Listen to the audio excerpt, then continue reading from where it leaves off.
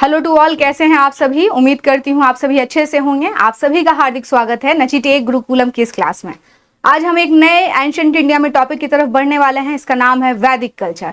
आप लोगों ने अब तक बहुत सारी चीजें एंशिएंट इंडिया में मेरे साथ की हैं, जैसे कि आपने जो है ह्यूमन का इवोल्यूशन कैसे हुआ उसे पढ़ा, पाषाण युग के बारे में पढ़ा, और उसके बाद जो है हड़प्पन सिविलाइजेशन के बारे में यहाँ पर 2 वीडियोस जा चुके हैं। अगर आप लोगों ने उन वीडियोस को नहीं देखा है तो आप क्या करें, 2 वीडियोस जो दोनों वीडियो हैं उनको देख लीजिए, ताकि आपके कॉन्सेप्ट क्लियर के साथ साथ जो भी इंपॉर्टेंट फैक्ट्स हैं हड़प्पा के बारे में वो आपको मालूम रहे, क्योंकि हड़प्पा से अक्सर क्वेश्चन आते हैं। और आज हम बात करने वाले हैं वैदिक पीरियड के बारे में। तो आप लोग क्या करें, इस क्लास में जो है शुरू से लेकर आखिरी तक बने रहें, कोशिश कीजिए। और क्लास अगर पसंद आए तो अपना लाइक ज़रूर कीजिए इसे, और साथ में अपने दोस्तों के बीच में इसे शेयर भी कीजिए। और अगर आपको कहीं भी कंफ्यूजन होता है तो आप मुझे कमेंट बॉक्स में कमेंट ड्रॉप कर सकते हैं, मैं उसका रिस्पॉन्स करूंगी। तो चलिए हम लोग अपने टॉपिक की तरफ बढ़ते हैं बिना विलंब किए हुए कि वैदिक पीरियड क्या है। वैदिक पीरियड एक इंटरेस्टिंग टॉपिक है स्टूडेंट। अगर आप जो है प्राचीन भारत का इतिहास अगर आप पढ़ते हैं तो वैदिक पीरियड एक इंटरेस्टिंग टॉपिक और एक बहुत ही महत्वपूर्ण टॉपिक है। और अगर हम देखें इसे तो जब आप देखते हैं कि सिंधु सभ्यता का पतन होता है, उसके बाद हम देखते हैं कि जो नई संस्कृति प्रकाश में आती है। आपको मालूम है कि 1500 के आसपास सिंधु सभ्यता का पतन जो है हमें दिखने लगता है भारतीय उपमहाद्वीप में। तो जो एक नई संस्कृति जो है यहाँ पर प्रकाश में आती है, उसकी हमें पूरी जानकारी जो है वो किससे मिलती है, वेदों से मिलती है स्टूडेंट। आपको वो मालूम है जो हिंदू टेक्स्ट बुक है उसमें 4 वेदास हैं, ऋग्वेद, सामवेद, यजुर्वेद और अथर्ववेद। तो इसके साथ ही इनके ब्राह्मण ग्रंथ भी हैं, अरण्यक भी हैं, उपनिषद भी हैं। तो इसके बारे में ये जो पीरियड जिसके बारे में हम क्या कर रहे हैं, जो वैदिक एज है, इसके बारे में हमें ज्ञान कहाँ से मिलता है, वेदों से इसके बारे में हमें जानकारी मिलती है। इसलिए हम इसे वैदिक कल्चर के नाम से भी जानते हैं, वैदिक काल भी इसे कहते हैं। अगर हम बात करें, जिस तरह से आपको मालूम है कि हड़प्पा सभ्यता जो थी वहां पर क्या था, एक नगरीय व्यवस्था थी, नगरीय सभ्यता थी। वहां पर बड़े बड़े नगरों का विकास होता है। लेकिन इससे उलट हम देखते हैं, अगर वैदिक कल्चर की बात करें तो यह हड़प्पा के सेंस में काफी भिन्न नजर आती है हमें। क्योंकि इसमें जो है जैसे कि हड़प्पा सभ्यता आपकी नगरीय सभ्यता थी, यह जो है हम देखते हैं एक कबीलाई सभ्यता रहती है ना, ग्रामीण सभ्यता रहती है। तो इस सेंस में ये बहुत अलग अलग है और माना जाता है कि हड़प्पा सभ्यता से यह काफी क्या थे, भिन्न थे। और एक इंटरेस्टिंग बात यह है, आपको मालूम है कि जो आर्य हैं उनका क्या होता है, जो प्राचीन विश्व में जब उनका उद्भव होता है तो माना जाता है कि ये आर्य ही क्या थे, इस वैदिक संस्कृति को जन्म देने वाले लोग थे। ये आर्य थे जिन्हें हम आर्य कहते हैं। इसलिए कभी कभी इसे क्या कहा जाता है, आर्य सभ्यता भी कहा जाता है। आर्य का मतलब क्या होता है, आर्य का मतलब होता है श्रेष्ठ, उत्तम, उदात्त, अभिजात्य, कुलीन, उत्कृष्ट और स्वतंत्र। ये सभी जो है आर्य जो है उसके समानार्थी शब्द हैं स्टूडेंट। और मैंने आपको कहा कि यह क्या है, सिंधु सभ्यता से बिल्कुल अलग थी, क्योंकि इसकी पृष्ठभूमि क्या है, ग्रामीण है। आर्यों का आरंभिक जीवन जो था हम उसमें देखते हैं, उसमें पशु चारण का बहुत महत्व था। कृषि उनका क्या था, गौण धंधा था, क्योंकि ये खानाबदोश जीवन जीते थे जो ऋग्वैदिक के आर्य थे। तो इसलिए इसमें पशु चारण व्यवस्था बहुत ज्यादा महत्व रखता था। कृषि करते थे, लेकिन वह क्या था, सेकेंडरी था स्टूडेंट। अगर हम बात करें तो जो भी पश्चिमोत्तर, स्पेशली अगर भारत का आप मैप देखें तो जो पश्चिमोत्तर भारत है वहां पर हम देखते हैं जो भी बहुत सारे हथियार हमें मिले हैं, उससे पता चलता है कि आरंभिक आर्यों का निवास स्थान पूर्वी अफगानिस्तान, पंजाब, पश्चिमी उत्तर प्रदेश और उसके सीमावर्ती भूभागों में था। ये जो शुरुआत में जो आर्य आते हैं, ऋग्वैदिक की जो रचना होती है, ये जो ऋग्वेद लिखे जाते हैं इसको हम क्या कहते हैं, जहां पे लिखे गए जिस प्रदेश में, सप्त सैंधव प्रदेश इसे कहा जाता है। क्यों, क्योंकि यहाँ पर 7 नदियों का क्या होता है, संगम होता है। संगम नहीं, 7 नदियां यहाँ पर बहती थी। इस एरिया को ही सप्त सैंधव प्रदेश कहते हैं।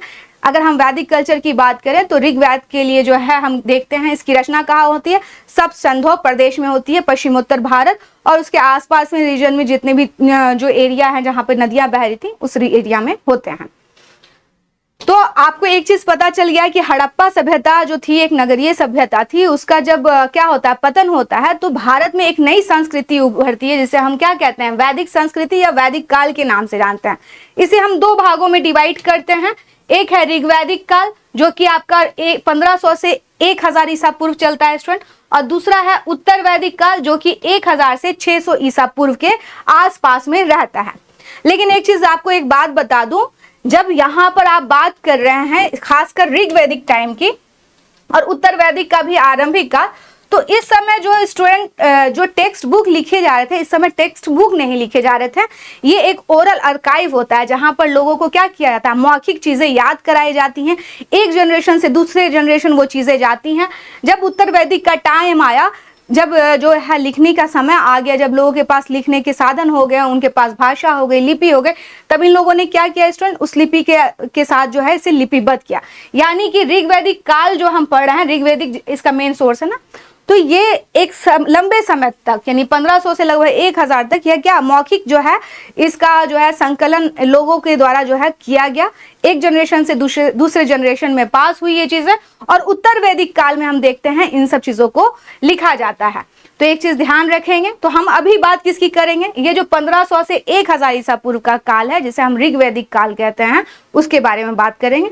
ये चीज आपको क्लियर हो गई कि जो वैदिक काल है उसको हम क्या कहते हैं, वैदिक संस्कृति जो है बेसिकली आर्यों की संस्कृति मानी जाती है जो कि ग्रामीण थी, पशुचारण उनका मेन व्यवस्था था शुरुआत के दिनों में। और एक चीज और आप ध्यान रखेंगे कि ये जो ऋग्वेद है और उत्तर वेद है, इसमें भी क्या है स्टूडेंट, डिफरेंस है,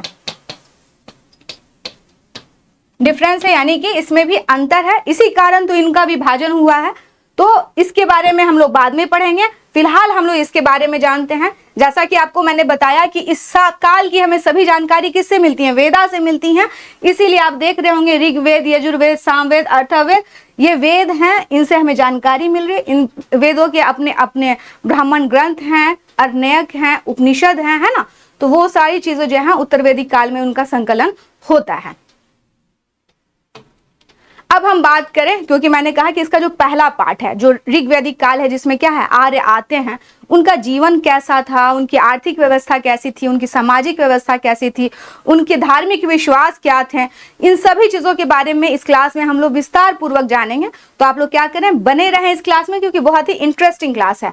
आप लोगों ने हमेशा जाना है कि आर्य जो है भारत आए, तो जब वो भारत आए तो उन्होंने किस सभ्यता को जन्म दिया, किस संस्कृति को जन्म दिया, वह है क्या, ऋग्वैदिक संस्कृति को। स्टूडेंट, आर्य लोग अस्थायी या स्थिर निवासी नहीं थे, क्यों, क्योंकि यह जो है एक तरह से कबीलों में रहते थे, और कबीले वाले लोग क्या होते हैं, यहाँ से वहाँ जो है पलायन करते रहते हैं स्टूडेंट, मौसम के अनुसार, है ना, अपनी जरूरतों के अनुसार।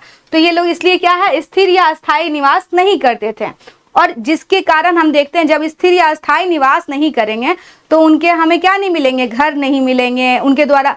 जब आप कहीं लंबे समय तक कहीं रहते हैं तभी तो आप मंदिरों का निर्माण करते हैं, भवनों का निर्माण करते हैं, जैसा कि हमने हड़प्पा में देखा, वहाँ के लोग वहाँ रह रहे थे, मगर ये क्या थे, ये कबीलाई जीवन जी रहे थे, खानाबदोश जीवन जी रहे थे, इसलिए इनके बारे में जो है हम इनके भौतिक अवशेष नहीं मिलते हैं, ये अपने पीछे ये सब चीजें छोड़कर नहीं गए हैं।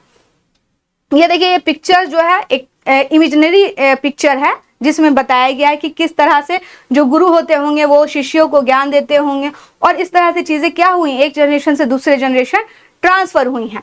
अगर हम बात करें कि ये आपके पूछा जाता है कि होताया या होत्र वर्ग के जो पुरोहित थे वो क्या करते थे, यज्ञ कुंड में अग्नि का आवाहन करते थे, वेद मंत्रों द्वारा इंद्र देवताओं का क्या करते थे, स्तुति पाठ करते थे, उनको आह्वान करते थे।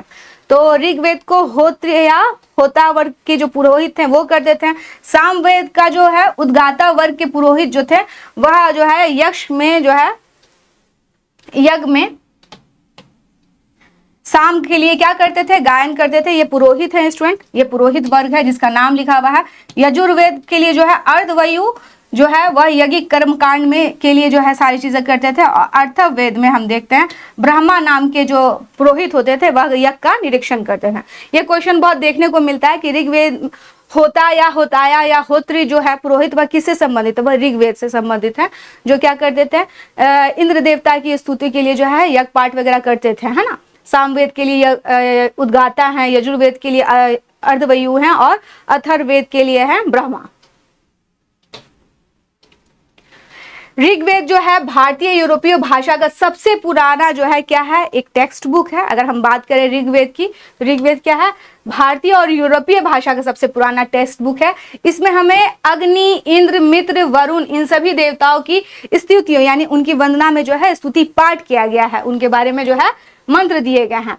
ऋग्वेद की जो बहुत सारी बातें हैं वह अवेस्ता से मिलती हैं। बहुत इंपॉर्टेंट क्वेश्चन हो जाता है, हमेशा आपके इससे पूछा जाता है वैदिक काल से। ये अवेस्ता क्या है, ये अवेस्ता जो है ईरानी भाषा का प्राचीनतम ग्रंथ है। यानी कि जिस टाइम ऋग्वेद है उसी टाइम पे ईरान में अवेस्ता नाम की जो ग्रंथ है उसमें बहुत सारी ऐसी भाषा मिलती हैं जो ऋग्वेद और ऋग्वेद से क्या है, सिमिलर हैं। तो ये दोनों समकालीन थे स्टूडेंट लगभग। अगर हम बात करें आर्यों का आगमन, तो आर्यों का आगमन कब होता है, 1500 ईसा पूर्व के आसपास, पहले कुछ होता है, इसी के आसपास में होता है स्टूडेंट। और उनके आगमन का कोई हमारे पास क्या नहीं है, ठोस पुरातात्विक प्रमाण नहीं मिलता है। आर्यों का मूल निवास स्थान क्या था, इसके संदर्भ में विभिन्न विद्वानों में अलग अलग विचार हैं। कोई कहता है कि तिब्बत से आए थे, कोई कहता है कि कहीं और से आए थे, लेकिन जो ज्यादातर विद्वान जो हैं वह प्रोफेसर मैक्स मूलर के विचार से सहमत हैं कि आर्य मूल रूप से कहां से आए थे, मध्य एशिया के निवासी थे। कहां के निवासी थे, मध्य एशिया के निवासी थे। तो आर्यों को लेकर के आज तक जो है बहुत सारे कॉन्सेप्ट चलते हैं कि वो कहां से आए थे, लेकिन फाइनली माना जाता है मैक्स मूलर जो कह रहे थे कि वो मध्य एशिया के निवासी थे, तो वही हम मानते हैं। ये देखिए मैप है, शुरुआत में ऋग्वेद की जो हम बात कर रहे हैं सब सिंधु प्रदेश वाला रीजन हो गया। बाद में उत्तर वैदिक में जो है आर्य यहाँ पर आएंगे, आपको जो है हम देखते हैं मध्य भारत और अपना उत्तरी भारत के कुछ हिस्से में आपको दिखेंगे, है ना। आर्यों का प्रारंभिक इतिहास की जानकारी का मुख्य स्रोत क्या है, ऋग्वेद है। मैंने आपसे कहा, देखिए वैसे तो 4 वेदास हैं, लेकिन जो ऋग्वेद है इसकी रचना 1500 से 1000 ईसा पूर्व के बीच में हुई थी। इसीलिए हम कहते हैं कि क्या है, या आर्यों के जानकारी का हमारे पास प्रारंभिक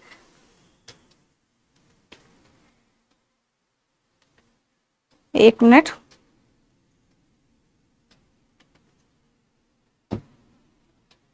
आर्यों की जानकारी का हमारा स्रोत क्या है, ऋग्वेदिक के बात अगर करें, आपसे क्वेश्चन पूछ दिया जाए कि ऋग्वेदिक काल में आर्यों की जानकारी हमें किससे मिलती है, तो ऋग्वेद से मिलती है ना। वैदिक काल की दूसरी सबसे महत्वपूर्ण नदी जो इस समय थी वह कौन थी स्टूडेंट, इस समय की सबसे महत्वपूर्ण नदी जो थी वह सिंधु थी। और सिंधु के बाद किसी और नदी का जो सबसे ज्यादा महत्व था वह थी सरस्वती नदी, है ना। ऋग्वेद में सरस्वती नदी को क्या कहा गया है, नदी तमा। देखिए ये नदियों के पास निवास कर रहे हैं, सब सिंधु प्रदेश में इसकी रचना हुई है, तो उनके लिए सबसे महत्वपूर्ण नदी थी सिंधु नदी। उसके बाद अगर कोई थी तो वो सरस्वती नदी थी, जिसे यह नदी तमा कहते हैं। और गंगा जो है हमारी उत्तर भारत की जो सबसे महत्वपूर्ण नदी है, इसका उल्लेख हम देखते हैं मात्र एक बार आता है, किसमें, ऋग्वेद में मिलता है। यमुना नदी का 3 बार उल्लेख मिला है, और नदियों की संख्या लगभग क्या की गई है, इसमें 25 जो है बताई गई है। अम्बेद में हम देखते हैं आर्य जो है निवास करते थे, जिसे सप्त सैंधव प्रदेश के लिए जो है ये भाषा प्रयोग की गई है। सरस्वती और इशद्वैती नदी के मध्य का जो प्रदेश है उसे हम क्या मानते हैं स्टूडेंट, उसे ब्रह्मावर्त कहा जाता है ना, उसे ब्रह्मावर्त कहा जाता है। ऋग्वेद में हिमालय और उसकी चोटी, जो उसकी चोटी है उसको क्या कहते थे, मुजवंत कहते थे। ये कुछ चीजें हैं जो आपको याद रखना है कि ऋग्वेद हमारे लिए क्या है, आरंभिक यानी अर्ली वैदिक पीरियड का प्रारंभिक सोर्स है। इसके अलावा हम देखते हैं सिंधु उनकी सबसे पवित्र नदी थी, उसके बाद सरस्वती नदी थी जिसे वो नदी तमा कहते थे। यमुना नदी का जो है हम देखते हैं कितना बार, 3 बार उल्लेख है, वही गंगा नदी का 1 बार उल्लेख किया गया है। और 25 नदियों का उल्लेख किया गया है स्टूडेंट। सब सिंधु प्रदेश का आर्यों के निवास स्थल के लिए किसका प्रयोग किया जाता है, सब सिंधु प्रदेश का प्रयोग किया जाता है। ब्रह्मावर्त किसे कहा जाता था, सरस्वती और इशद्वैती नदी के मध्य के क्षेत्र को। अब हम बात करें कि उनकी राजनीतिक व्यवस्था कैसी थी, जो अर्ली, हम किसके बारे में बात कर रहे हैं, हम अर्ली वैदिक पीरियड के बारे में बात कर रहे हैं, यानी कि उत्तर ऋग्वैदिक काल के बारे में बात कर रहे हैं, ठीक ना। अगर इसमें हम देखें तो जो परिवार था वह क्या था, प्रतिसत्तात्मक था, और यह जो है कबीलाई, आर्यों के कबीलाई समाज की यह बुनियादी इकाई थी। कौन, प्रतिसत्तात्मक समाज था, और परिवार जो था वह आर्यों के कबीलाई जीवन का बुनियादी इकाई था। ऋग्वेद में आर्यों के 5 कबीले होने की वजह से उन्हें क्या कहते हैं, पंचजन, पंचजन में कौन कौन आएंगे? अनु, गृहु, पुरु, तुर्वसु और यदु, ये 5 जन जो हैं यह क्या आते हैं ऋग्वेद में, इसे हम पंचजन कहते थे। ग्राम, विष और जन जो है यह क्या थे? ग्राम सबसे छोटी इकाई हो गई, उसके बाद विष हो गया, उसके बाद क्या हो गया? जन हो गया। तो यह जो है इस तरीके से जो है यह इकाई थी स्टूडेंट। परिवार के समूह को क्या कहते थे?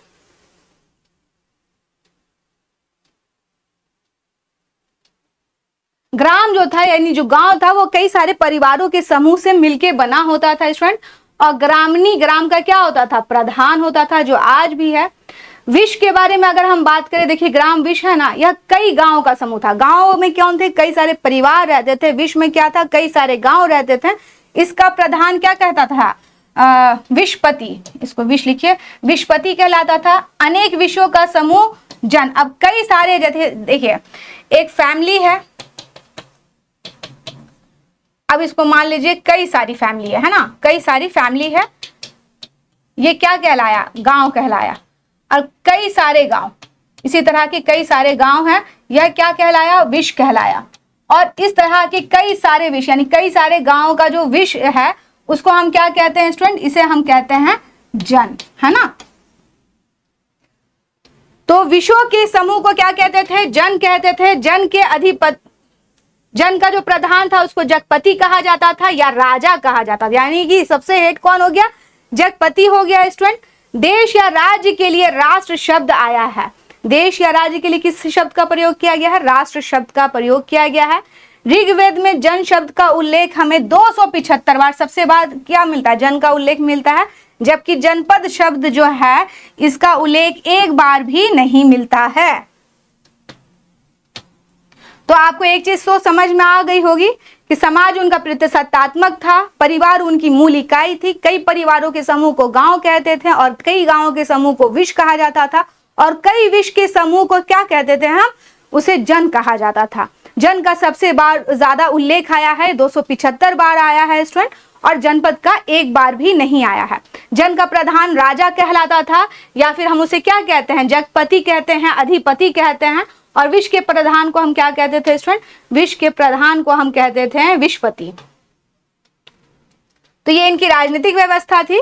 ऋग्वैदिक काल में राजा का जो पद था, चूंकि अभी समाज क्या है? कबीलाई है, लोग पशुचारण की व्यवस्था ज्यादा अपनाए हुए हैं, एक जगह से दूसरी जगह जा रहे हैं, तो जाहिर सी बात है कि राजा बहुत मजबूत नहीं होगा।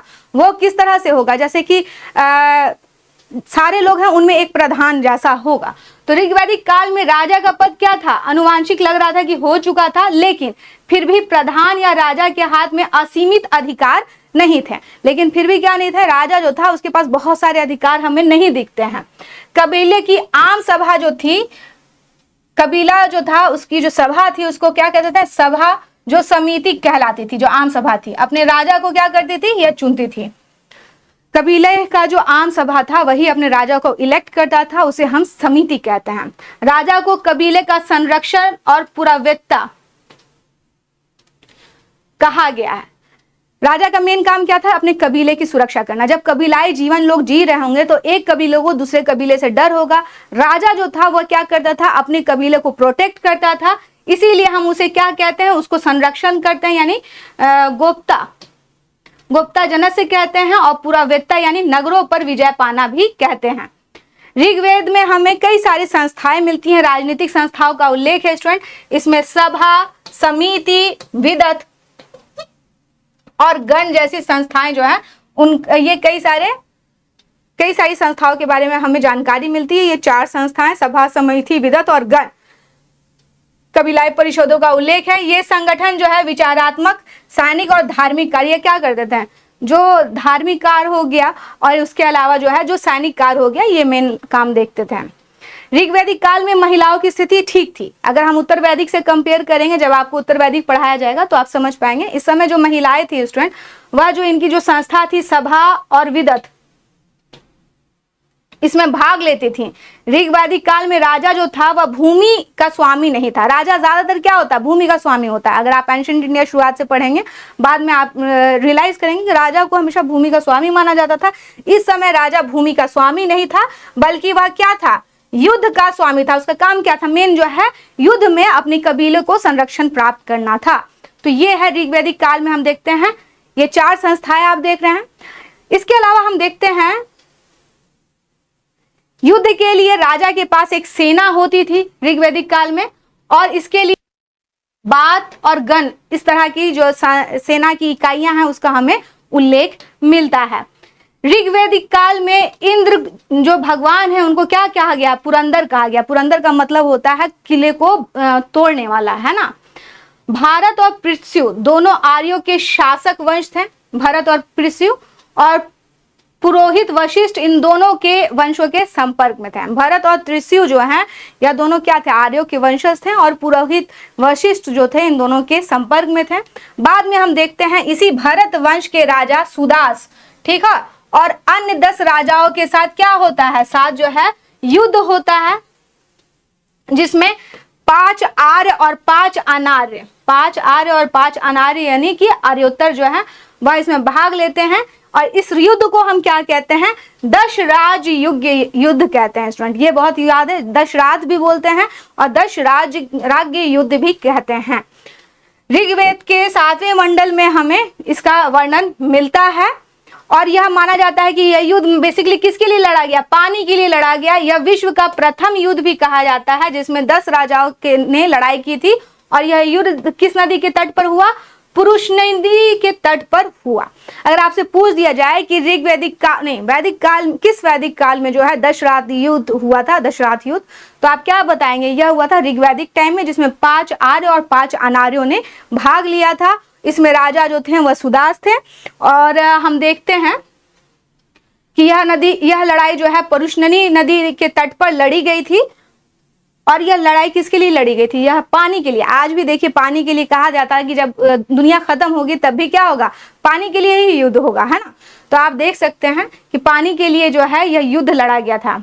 इस युद्ध में सुदास जी की विजय हुई थी, और पराजित जनों में जो जितने भी जन जो भाग लिए थे उसमें सबसे प्रमुख कौन था? पुरु था। बाद में भरत और पुरु के बीच में मैत्री हो जाती है, और कुरु नाम के एक नया कुल बन जाता है। तो दशराथ युद्ध में हम देखते हैं सुदास तो विजयी होते हैं, लेकिन जो पराजित था पुरु, उसके बाद इनका लेटर में क्या हो गया? भरत और पुरु कुल का जो है मिलन हो गया। उसके बाद कुरु वंश बनता है स्टूडेंट। ऋग्वेद में सेनानी यानी सेनापति, पुरोहित और ग्रामणी नामक शासकीय पदाधिकारी का उल्लेख है। सेनानी क्या होता था? सेनापति होता था स्टूडेंट, सेना का प्रधान होता था। पुरोहित जो है आपको सारी काम करता था, और ग्रामणी का जो है यह शासकीय इकाई थी जो राजा की सहायता के लिए होता था। और ये माना जाता है कि पुरोहित का जो पद था वह क्या था? वंशानुगत था, यानी कि हेरिडेट्रियल था। इसके अतिरिक्त अन्य पदाधिकारी थे, जैसे सूत, रथकार और कर्मकार, जिन्हें रत्नी कहा जाता था। राजा समेत कुल कितना होते थे? 12 रत्नी होते थे। ये राजाभिषेक के अवसर पर उपस्थित होते थे। तो एक चीज समझिए, रत्नी कहाँ कब आता है? यह वैदिक काल में आता है, ऋग्वैदिक काल में होता है। राजा को मिलाकर के 12 रत्नी होते थे। जब कोई राजा होता था तो ये सब उसमें पार्टिसिपेट करते थे। इसके अलावा सेनानी, पुरोहित और ग्रामणी जो है यह सभी क्या थे? शासकीय इकाई थी स्टूडेंट। शासकीय इकाई पदाधिकारी थे। तो ये सारी चीजें आप लोगों ने पढ़ी। थोड़ी चीजें और हम जान लेते हैं।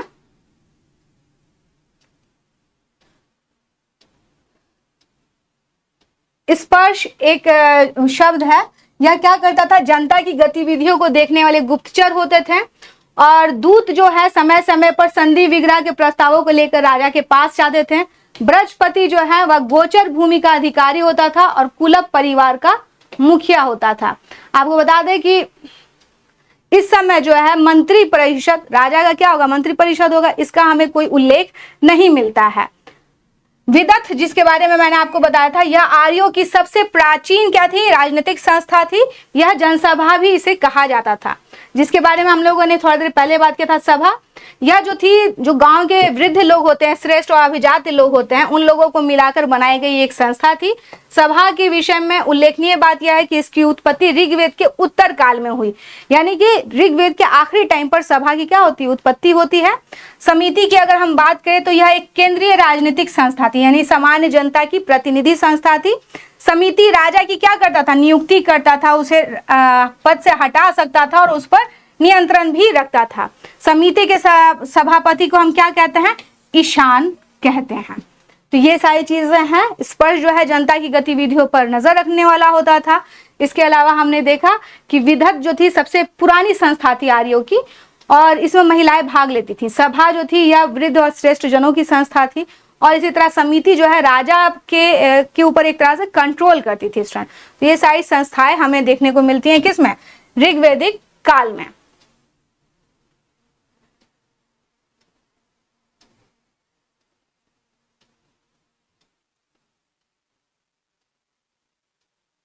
अब इनके समाज के बारे में अगर हम बात करें कि इनकी सामाजिक व्यवस्था कैसी थी ऋग्वैदिक लोगों की, तो मैंने आपको बताया कि इनके समाज का आधार क्या था, गोत्र, ठीक ना, जन्ममूलक संबंध था ये। परिवार समाज की आधारभूत इकाई थी मैंने बताया, और परिवार के प्रधान को क्या कहते थे, कुलप या गृहपति कहते थे, परिवार का प्रधान हो अगर होगा तो।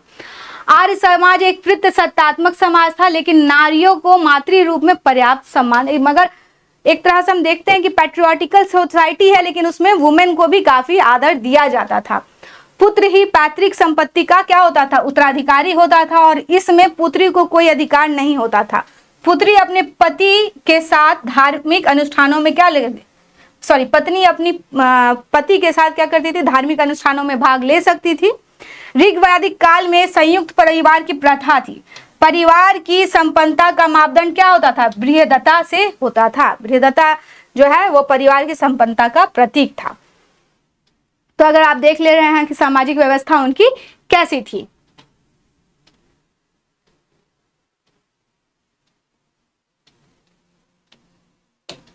अगर ऋग्वैदिक काल में हम बात करें कि जो हमें अभी के टाइम पर वर्ण व्यवस्था दिखती है, जो स्पष्ट विभाजन दिखता है भारत में, प्राचीन भारत में, आप जाके बाद में देखेंगे कि क्या है, ब्राह्मण, क्षत्रिय, वैश्य और शूद्र, इनका 4 स्पष्ट विभाजन देखने को मिलता है। क्या इस समय ऐसा था?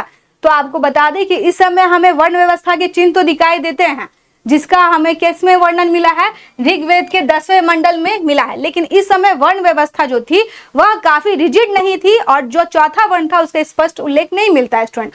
वर्णों की उत्पत्ति का वर्णन मिलता है। इसमें कहा गया है कि ब्राह्मण परम पुरुष के मुख से हुए हैं, क्षत्रिय जो है उसकी भुजाओं से हुए हैं, वैश्य जो है उसकी जांघों से हुए हैं, और शूद्र जो है उसके पैरों से उत्पन्न हुए हैं।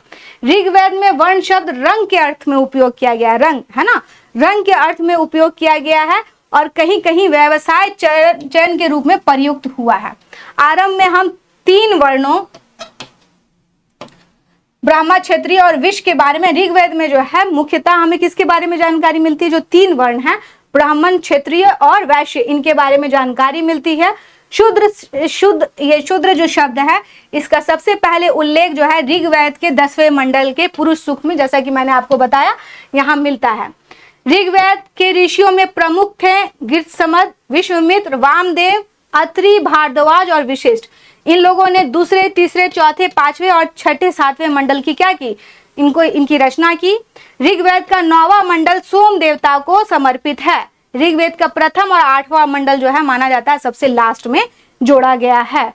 तो ये आपने देखा कि उनकी जो वर्ण, जिस तरह से आज हम देखते हैं या लेटर एंशिएंट में देखते हैं कि जो वर्ण व्यवस्था थी वो काफी रिजिड हो जाती है, लेकिन ऋग्वैदिक टाइम पर हम देखते हैं वैसे हमें 10वें मंडल में 4 वर्णों का उल्लेख तो मिलता है, लेकिन अगर हम बात करें तो मेनली हमें 3 वर्ग ही दिखाई देता है, ब्राह्मण, क्षत्रिय और वैश्य, इन ये ही दिखाई देते हैं स्टूडेंट।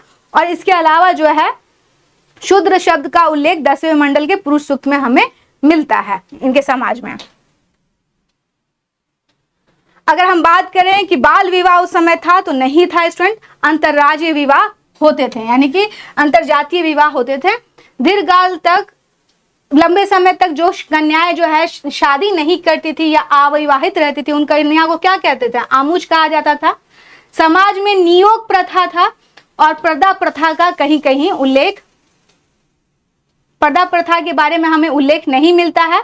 पुनर्विवाह की अगर बात करें तो इस समय होते थे, विधवा स्त्री अपने देवर या अन्य पुरुष से विवाह कर सकती थी। शतपथ ब्राह्मण में हमें पत्नी को अर्धांगिनी कहते हुए मिला गया है। कन्या के विदाई के समय, इस समय उसे उपहार शब्द दिए जाते थे, उसको द्रव्य भी बोला जाता है और बहुतु भी कहा जाता है। तो इस समय हम देखते हैं कि इस समय समाज जो था उसमें जो विवाह था, इस समय बाल विवाह नहीं होता था, लेकिन अंतरजातीय विवाह होते थे इस समय। और बहुत सारी कन्याएं लंबे समय तक जो शादी नहीं करती थी उनको आमुच कहा जाता था। समाज में नियोग प्रथा थी, पुनर्विवाह होते थे। एक तरह से देखिए तो स्त्री की कंडीशन क्या है, ठीक है। इस समय विधवा जो है वह शादी कर सकती थी, देवर या अपने अन्य पुरुषों से कर सकती थी। और कन्या की विदाई के समय कुछ गिफ्ट्स दिए जाते थे उनके पेरेंट्स के द्वारा, उसको हम द्रव्य या क्या कहते थे, बहुतू कहते थे। तो इसको बाद में क्या कर दिया गया, दहेज दहेज करके खुद ही डिमांड करने लग गए लोग। बल्कि ये तो पेरेंट्स की तरफ से क्या किया जाता है, जो कन्या थी उसको स्वेच्छा से दिए जाते थे, ना कि जबरदस्ती दिए जाते थे। ऋग्वेद में हम देखते हैं कि जो स्त्रियां थी वह जो है भाग लेती थी राजनीतिक संस्थाओं में, और मैंने आपको बताया था कि यह जो है विदत में भाग लेती थी स्टूडेंट। तो ऋग्वेद समाज में स्त्रियों की राजनीतिक में भाग लेने और संपत्ति संबंधी अधिकार प्राप्त नहीं थे। विदत में ये भाग लेती थी, ठीक ना। शिक्षा के बारे में हम बात अगर करें तो शिक्षा के द्वार जो है स्त्रियों के लिए खुले थे। कन्याओं को वैदिक शिक्षा दी जाती थी। इस समय पुत्री का उपनयन संस्कार होता था और स्त्रियों को अपने वर का चयन करने का अधिकार होता था स्टूडेंट। इस समय हमें कई सारी विदेशी महिलाओं के बारे में जानकारी मिलती है जिन्हें काफी ज्ञान था। इसमें लोपा, मुद्रा, घोषा, सिक्ता, अपाला, विश्वारा, है ना, ये सभी विदुषी कन्याएं थी जिनका उल्लेख हमें ऋग्वेदिक में मिलता है और इन्हें ऋषि कहा गया है। शिक्षा के लिए समानता गुरुकुल पद्धति थी जहां मौखिक शिक्षा दी जाती थी। ये बहुत इंपॉर्टेंट है। मैंने आपको कहा कि जो 1500 से 1000 ईसा पूर्व का काल है उसमें हम क्या देखते हैं स्टूडेंट, इस समय मेनली मौखिक शिक्षा दी जाती थी। इस समय औरतों को भी दी जाती थी। समाज में अगर बात करें दास प्रथा था, लेकिन इन दासों को जो है घर के कामों में लगाया जाता था, ना कि उनको प्रताड़ित वगैरह किया जाता था। ऋग्वेद के प्रारंभ में कबीलाई समाज में 3 वर्गों में बटा था, योद्धा, पुरोहित और सामान्य लोग। जो हम देखते हैं जो कबीलाई समाज था उसमें हमें स्पष्ट विभाजन किसका दिखता है, एक वर्ग योद्धा था, दूसरा वर्ग पुरोहित था और तीसरा जो प्रजा थी। आर्य मूलतः शाकाहारी थे लेकिन विशेष अवसरों पर मांस का प्रयोग भी करते थे। पेय पदार्थों में सोम रस का पान करते थे और गाय का बहुत इंपॉर्टेंट था। इसको क्या कहा गया, अघन्या, यानी नहीं मारने योग्य जो है पशु के रूप में उसको वर्णित किया गया है। किसमें, ऋग्वैदिक काल में। तो हमें ऋग्वैदिक काल में जो है स्त्रियां जो है राजनीतिक संस्थाओं में भाग लेती हुई दिख जाती हैं स्टूडेंट। और इसके अलावा हम देखते हैं उनको खैर संपत्ति का अधिकार नहीं था, लेकिन उनके उपनयन संस्कार होते थे, उन्हें शिक्षा दी जाती थी, जिसके कारण हम कई सारी विदुषी स्त्रियों को देख पाते हैं। और इस समय जो है पूरा मौखिक संकलन ही हो रहा है। गुरुकुल की पद्धति थी जहां से मौखिक शिक्षा दी जाती थी, बाद में उसको रिकॉर्ड किया गया। और ये सारी चीजें जो है, और गाय जो है उनके समाज में काफी क्या करती थी, इंपॉर्टेंट रोल प्ले करती थी। तो ऋग्वेद के अभी आपने जो चीजें पढ़ी, ऋग्वैदिक पीरियड यानी अर्ली वैदिक पीरियड आपको मैंने अभी पढ़ाया। इसमें आपको जो जानकारी मिली स्टूडेंट, उसमें आपने देखा है कि वैदिक एज क्या है। वैदिक एज को 2 भागों में बांटा गया है। फिलहाल हमने ऋग्वैदिक की बात की, जो पहला भाग है यानी अर्ली वैदिक पीरियड, उसमें वह कैसे थे, कहाँ रहते थे, उनकी सामाजिक राजनीतिक व्यवस्था कैसी थी, इन सब के बारे में मैंने आपको बताया। तो मुझे उम्मीद है कि आपको क्लास समझ में आ रही होगी। इस क्लास यानी ऋग्वेद का ही जो अगला नेक्स्ट क्लास है, वीडियो आपको इसका दूसरा वीडियो भी अपलोड होगा, आप उसे भी देख लेंगे। क्योंकि इनकी जो आर्थिक व्यवस्था है, राजनीतिक व्यवस्था है, और आर्थिक व्यवस्था और इनके धार्मिक विश्वास क्या थे, उन सभी के बारे में मैं आपको नेक्स्ट वीडियो में बताऊंगी। तो आप क्या करेंगे, इस वीडियो को पूरा देख लेंगे, तब आपको समझ में आएगा। फिर हम लोग उत्तर वैदिक की तरफ चलेंगे। तो उम्मीद करती हूँ आपको ये क्लास जो है बहुत अच्छी लगी होगी। कैसी लगी मुझे जरूर बताएं। देखिए, आप लोग अगर कुछ बताएंगे तब तो मुझे भी अच्छा लगेगा ना। आपको मालूम है कि ये सारी क्लासेस क्या है, फ्री क्लासेस है स्टूडेंट। तो आप लोग अगर अपना फीडबैक देंगे तो मुझे भी अच्छा लगेगा कि हाँ भाई आप लोगों को क्लास समझ में आ रही है। तो आप लोग अपना फीडबैक जरूर दें मुझे कि आपको ये क्लास कैसी लगती है। मुझे दें इजाजत, तब तक के लिए मिलते हैं फिर आपसे नेक्स्ट क्लास में। धन्यवाद।